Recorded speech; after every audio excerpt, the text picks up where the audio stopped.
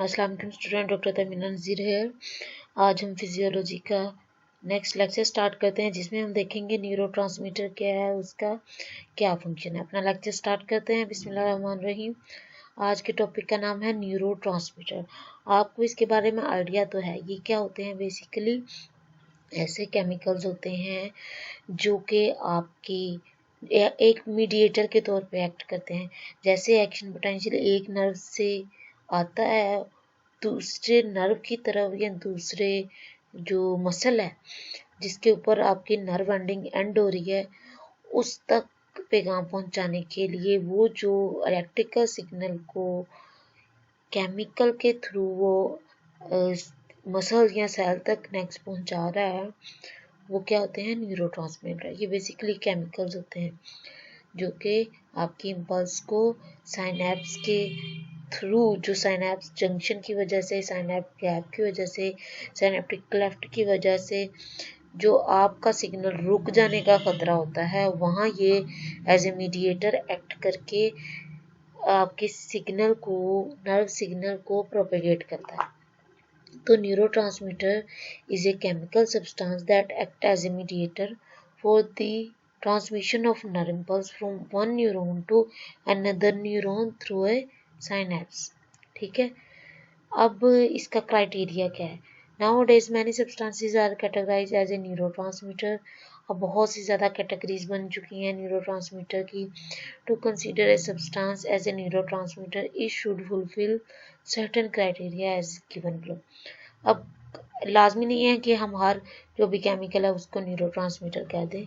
इसकी कुछ कैटेगरीज हैं, इसके कुछ क्राइटेरिया है। वो ये कि ये न्यूरॉन के अंदर मौजूद होना चाहिए, न्यूरॉन के ही अंदर प्रोड्यूस होना चाहिए और उसी से रिलीज होना चाहिए। और जब ये रिलीज हो जाए तो टारगेट सेल के ऊपर जाके ये बायोलॉजिकल इफेक्ट करता है। अगर इसका अपने एक्शन के बाद ये इनएक्टिवेट हो जाता है तो इसको क्या बोलते हैं, न्यूरोट्रांसमीटर। अब इसकी आगे क्लासिफिकेशन है। क्लासिफिकेशन किस बिहाफ पे है, इसकी केमिकल स्ट्रक्चर और फंक्शन के लिहाज से। अब अगर केमिकल स्ट्रक्चर की बात करें तो many substances of different chemical nature are identified as a neurotransmitter. तो बहुत ज़्यादा न्यूरोट्रांसमीटर के टाइप्स हैं केमिकल स्ट्रक्चर के लिहाज से।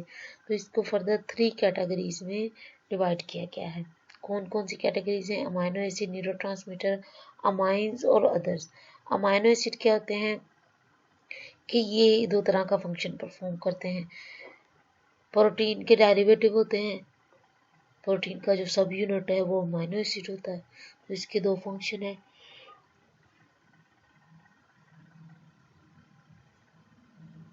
इसके 2 फंक्शन है, या इनहिबिटरी होता है या एक्साइटेटरी होता है। और इसके आगे एग्जांपल गाबा, ग्लाइसिन, ग्लूटामेट, एस्पार्टेट को इस ग्रुप में हम कैटेगराइज करते हैं। जबकि अमाइंस क्या होते हैं, अमाइंस बेसिकली आपके अमाइनो एसिड की मॉडिफाइड फॉर्म है। ये स्लो साइनेप्टिक ट्रांसमिशन करवाते हैं। इनका these neurotransmitter are also inhibitory and excitatory in action। ये स्लो हैं पर इसका भी फंक्शन इनहिबिटरी और एक्साइटेटरी दोनों है। नॉन एड्रेनालिन, डोपामिन, सेरोटोनिन और हिस्टामिन, ये सब क्या बनाते हैं, अमाइंस बनाते हैं। ठीक है, मतलब ये अमाइन इन नेचर होते हैं। जबकि दूसरे कुछ ऐसे हैं जिनको हम ना अमाइनो एसिड कह सकते हैं, ना अमाइंस कह सकते हैं। जैसे कि एसिटाइल कोलिन है, वो एसिटाइल और कोलिन दोनों के आपस में मिलने से बनता है, एसिटाइल को एंजाइम के। तो इस किस्म के जो एंजाइम हैं जो स्ट्रक्चर की फॉर्म में आ रहे हैं, एसिटाइल कोलिन की फॉर्म में, और नाइट्रिक ऑक्साइड है, तो ये सारे जो हैं वो ना अमाइनो एसिड है ना अमाइंस हैं। इसको हम अदर्स की कैटेगरी में फॉल करते हैं। अब अगर फंक्शन के लिहाज से हम बात करें तो इसका एक्साइटेटरी फंक्शन भी हो सकता है और इनहिबिटरी, उसी लिहाज से हम इसको क्लासिफाई कर देते हैं। Some of the neurotransmitter cause excitation of post synaptic neuron while the other cause inhibition. अब प्री सिनेप्टिक से न्यूरोट्रांसमीटर रिलीज हो रहे होते हैं और पोस्ट सिनेप्टिक पे जाके ये अपना असर कर रहे होते हैं।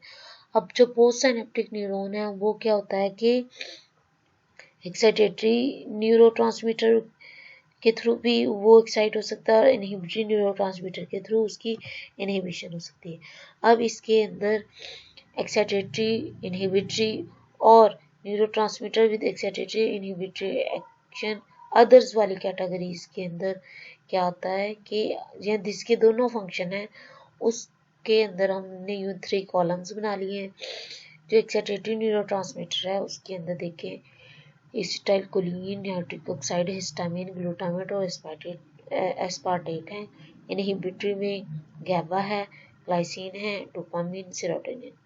और जबकि वो दोनों एक्शन परफॉर्म करते हैं वो क्या है, एड्रेनालिन और नॉन एड्रेनालिन। तो ये चीज़ आपको अच्छे से याद होनी चाहिए, एमसीक्यू के पॉइंट ऑफ व्यू से बहुत इंपॉर्टेंट है। Transport and release of neurotransmitter.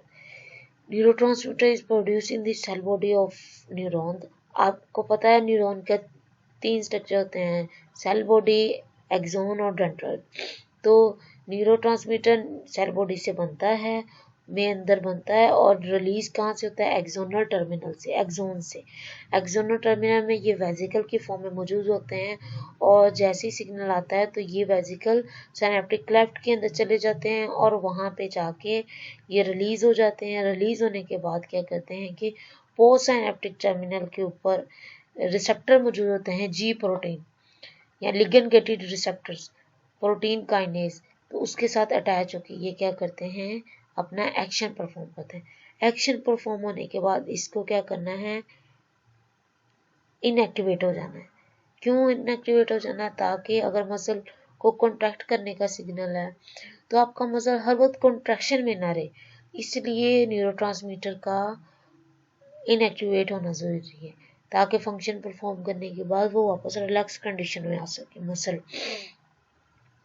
तो 4 डिफरेंट किस्म के मैकेनिज्म्स हैं इनएक्टिवेट करने के लिए न्यूरोट्रांसमीटर को। सबसे पहले ये कि सिनेप्टिक क्लेफ्ट से डिफ्यूज हो जाए, इर्द गिर्द कहीं निकल जाए। दूसरे नंबर पे कि इसका जो सिनेप्टिक स्पेसिफिक एंजाइम है वो डिस्ट्रॉय हो जाए जो न्यूरोट्रांसमीटर के अंदर मौजूद है। अच्छा, तीसरा क्या है कि ये मैक्रोफेजिस के थ्रू खाए जाते हैं। मैक्रोफेजिस इसको इसका फंक्शन परफॉर्म होने के बाद इसको इनगल्फ करके डिस्ट्रॉय कर देते हैं। चौथा फंक्शन क्या है, चौथा मतलब क्राइटेरिया क्या है, वो ये कि ये वापस जहाँ से आए थे प्री सिनेप्टिक टर्मिनल से उसी की तरफ मूव कर जाते हैं, रीअपटेक हो जाता है।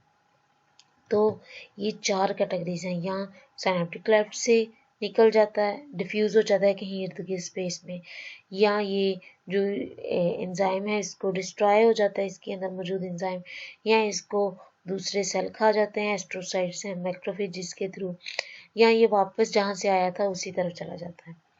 अब जो रीअपटेक का फिनोमेना है उसमें क्या होता है, reuptake is a process by which neurotransmitter is taken back from the synaptic cleft into axonal terminal after execution of its function. जैसे फंक्शन परफॉर्म कर लेता है न्यूरोट्रांसमीटर वापस अपने नर्व एंडिंग की तरफ मूव कर जाता है जहाँ से वो प्री सिनेप्टिक टर्मिनल से वो निकला था। Reuptake process involve specific carrier protein for each neurotransmitter. तो ये न्यूरोट्रांसमीटर क्या है, ये स्पेसिफिक किस्म की प्रोटीन होती है। तो आपका टास्क ये है कि आपने जितने भी इम्पोर्टेंट न्यूरोट्रांसमीटर आपकी बुक के अंदर मेंशन है उसको आपने पढ़ना है, उसका फंक्शन देखना है और मैं इसका आपसे फीडबैक लूँगी। अब न्यूरोमॉड्यूलेटर्स क्या हैं बेसिकली, अब हमने पहले पढ़ा न्यूरोट्रांसमीटर, अब हम पढ़ते हैं न्यूरोमॉड्यूलेटर। न्यूरोट्रांसमीटर क्या करते थे, फंक्शन जो सिग्नल था उसको ट्रांसमिट कर रहे थे एक जगह से दूसरी जगह। मॉड्यूलेटर क्या करते हैं, सिग्नल ट्रांसमिट नहीं करते, बस उसको मॉडिफाई करते हैं और रेगुलेट करते हैं। ठीक है, neuromodulator is a chemical messenger which modify and regulate activities that take place during the synaptic transmission. ठीक है, तो ये आपकी सिनेप्टिक ट्रांसमिशन में जस्ट सिग्नल्स को मॉडिफाई और रेगुलेट करता है और ये पेप्टाइड इन नेचर होते हैं। अब इधर एक पूरे इनका डिफरेंस बताया कि न्यूरोट्रांसमीटर न्यूरोमॉड्यूलेटर में डिफरेंस क्या है। तो न्यूरोट्रांसमीटर क्या करते हैं, इम्पल्स को एक जगह से दूसरी जगह लेके जाते हैं, ट्रांसमिट करते हैं। न्यूरोमॉड्यूलेटर क्या करते हैं, मॉडिफाई करते हैं और रेगुलेट करते हैं। न्यूरोट्रांसमीटर स्मॉल सिनेप्टिक वेसिकल होते हैं जबकि न्यूरोमॉड्यूलेटर लार्ज साइनेप्टिक वेसिकल होते हैं। न्यूरोट्रांसमीटर एक्सोनल टर्मिनल से एग्जिट होते हैं या बन के निकलते हैं, जबकि जो न्यूरोमोडुलेटर होते हैं वो ऑल पार्ट ऑफ बॉडीज में मौजूद होते हैं। अब जो न्यूरोट्रांसमीटर है वो ओनली वन न्यूरोट्रांसमीटर होता है, जबकि मॉड्यूलेटर डिफरेंट टाइप के रिलीज हो सकते हैं। न्यूरोट्रांसमीटर डिपोलराइजेशन और रिपोलराइजेशन इलेक्ट्रिकल पोटेंशियल के थ्रू अपना सिग्नल ट्रांसमिट करता है। तो न्यूरोमोडुलेटर का फंक्शन डाइवर्स है, इसके ऊपर डिटेल स्टडी मौजूद है। अब इसकी कैटेगरीज को अंदर अमाइनो एसिड, अमाइंस और अदर्स आते हैं, जबकि न्यूरोमोडुलेटर सिर्फ पेप्टाइड्स होते हैं।